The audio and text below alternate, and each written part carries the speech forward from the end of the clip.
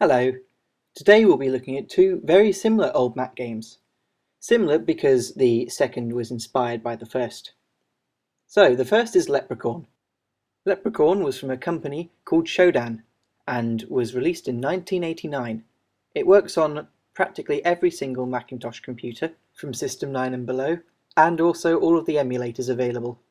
There is a black and white version for monochrome screens, but I'll be playing in colour. Leprechaun is comprised of a series of levels where the objective is, and will always be, to push a pot of gold onto a rainbow. The rainbow doesn't look particularly colourful in the black and white version, but it looks like a rainbow here.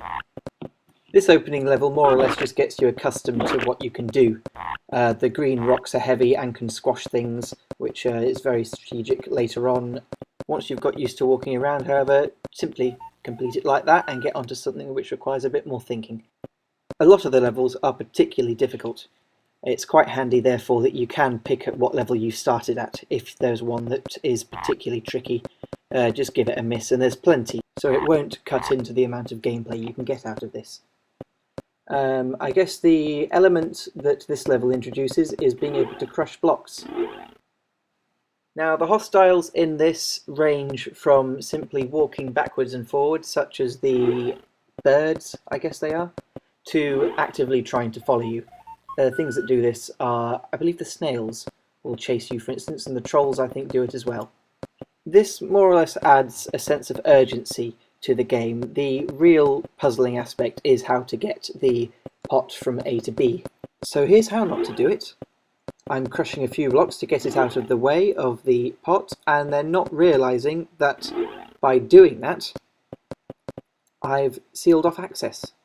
So it's not just a simple push to the end, I've got to kill myself to restart it and stick the block that's sitting on its own into the space.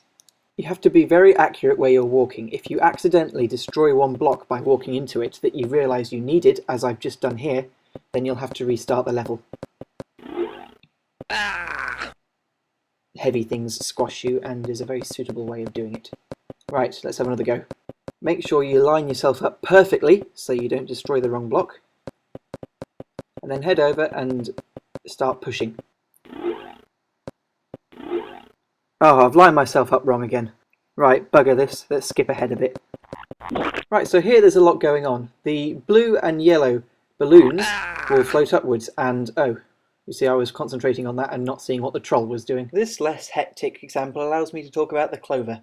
Now, the clover is an item which you can throw at hostile creatures. It has the effect of freezing them. This means you can safely traverse an area where they may be walking back and forth upon. This effect, however, is temporary, so you've got to be quick. The other item you can pick up are the smaller pots of gold. This adds to your score, if getting a high score is important to you.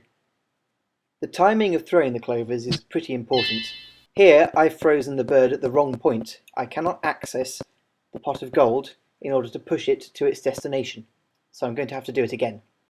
Being careful to avoid the thorns, I can now get through and squash the troll. Getting any good at the game is really a case of trial and error. It'll take a bit of time to get through the harder levels, but there's a great sense of accomplishment once you do. Here's an example of the homing snail. I've let this one walk right across the play area in order to trap it behind the tree. If I move fast enough, it won't follow me around it. This level's all about precision. Be careful where you're walking due to the thorns, and squash particularly the snails as quickly and efficiently as possible. Otherwise they will corner you. I recognise that sound from Yipe 3. Well, there's not much more to say about Leprechaun. It's quite fun, although the difficulty level really gets in the way. I haven't been able to do that many levels, although I suppose it would be the case that if you had this back in the day, you probably gave it a lot more time than I have. The graphics are reasonable, although the black and white version is obviously very limited in what you can see. And the sounds are pretty basic, and there's a humming sound whenever you hear something, so they're pretty low quality. Having said that, if you like your puzzle games, you can't really complain. In comparison then, this is Gold Pusher. Gold Pusher was released a few years later, and visually it certainly looks it. The graphics are a lot more polished in comparison to Leprechaun. Sounds better too.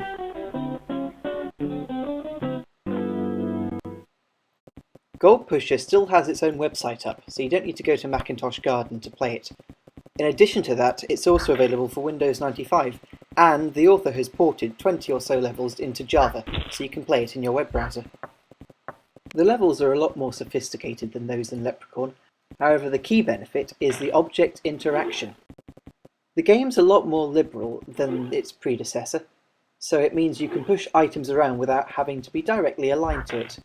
This is absolutely brilliant, as it means quite often, particularly with Leprechaun, that I ended up destroying something when I wanted to just push it.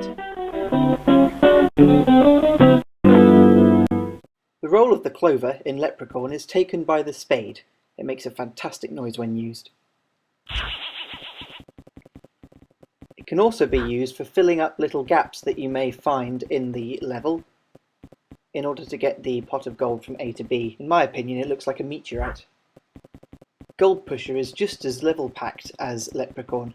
There are over 200 to try out, and as a result of the editor that came with it, there's a lot of user-created content as well.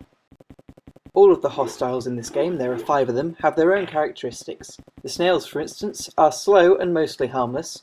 The trolls move pretty fast, but are set to walk in patterns. And these spiders here follow you around, a bit like the snails in Leprechaun. With a few of them around, they can corner you. You are able to fight back. The game features missiles and, in this example, bombs. A well-placed bomb has excellent results.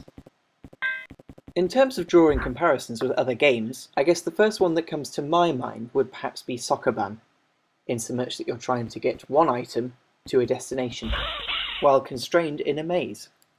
Also, what feels quite similar is Kai, where you're that little green dot collecting diamonds in a similar perspective while avoiding hostiles. But overall, there have not really been any modern equivalents of these two games. Their gameplay is relatively unique, and if it interested anyone, I would certainly advise them to check it out. The download links I've included underneath the video, and Gold Pusher itself is actually open source. It has been for quite a while.